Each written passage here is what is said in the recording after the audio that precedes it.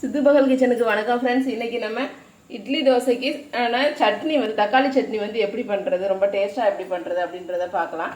அதுக்கு நான் வடை சட்டியை எடுத்துக்கிறேன். ஸோ அதை கொஞ்சம் சட்டியில் எண்ணெய் காஞ்சதுக்கப்புறம் 2 வரமிளகாய், ஒரு பெரிய பல் பூண்டு முழுசாக ஒரு பெரிய பூண்டு, அது கூடவே சின்ன வெங்காயம் ஒரு கைப்பிடி அளவு போட்டு நல்லா தாளிச்சிக்கலாம்.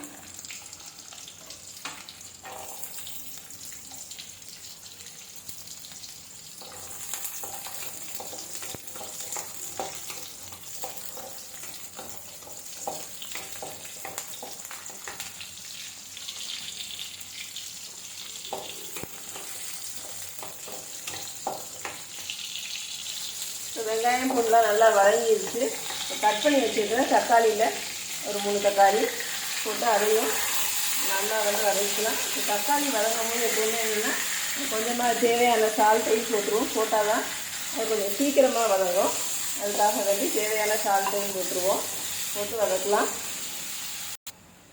இப்போ பச்சை வடை போகிற அளவுக்கு நல்லா தக்காளி வெங்காயம் பூண்டு மிளகாய் எல்லாமே நல்லா வதக்கியாச்சு. இப்போ நம்ம ஸ்டவ்வை ஆஃப் பண்ணிக்கலாம். ஆஃப் பண்ணிவிட்டு ஒரு 10 மினிட்ஸ் அப்படியே விட்டு நல்லா ஆற வச்சுக்கலாம். ஆறுனதுக்கப்புறம் மிக்ஸி ஜாரில் போட்டு அரைச்சி எடுத்துகிட்டு வந்துடலாம். இப்போ சட்னியை நம்ம அரைச்சி எடுத்துகிட்டு வந்துட்டோம் மிக்சியிலேருந்து. ஸோ இப்போ என்ன பண்ணலான்னா கடுகு இந்த பருப்பும் கருவேப்பிலையும் போட்டு லைட்டாக தாளித்து எடுத்துக்கலாம்.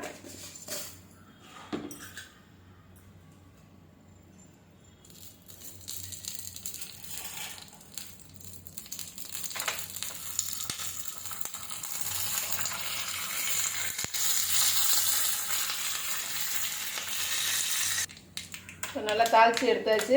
ஸோ தாளித்து எடுத்ததையும் இதில் போட்டு எடுத்துட்டா சட்னி ரெடி ஆயிடுச்சு, தக்காளி சட்னி. ஸோ இந்த மாதிரி நீங்களும் சட்னி செஞ்சு பாருங்கள். இட்லி தோசைக்கு சூப்பரான காம்பினேஷனாக இருக்கும். செஞ்சு பார்த்து எப்படி இருக்குது அப்படின்றத கமெண்ட்ஸில் மறந்துடாமல் சொல்லுங்கள் ஃப்ரெண்ட்ஸ். Thank you friends. அடுத்த ஒரு நல்ல ஒரு வீடியோடு நான் உங்களை பார்க்குறேன்.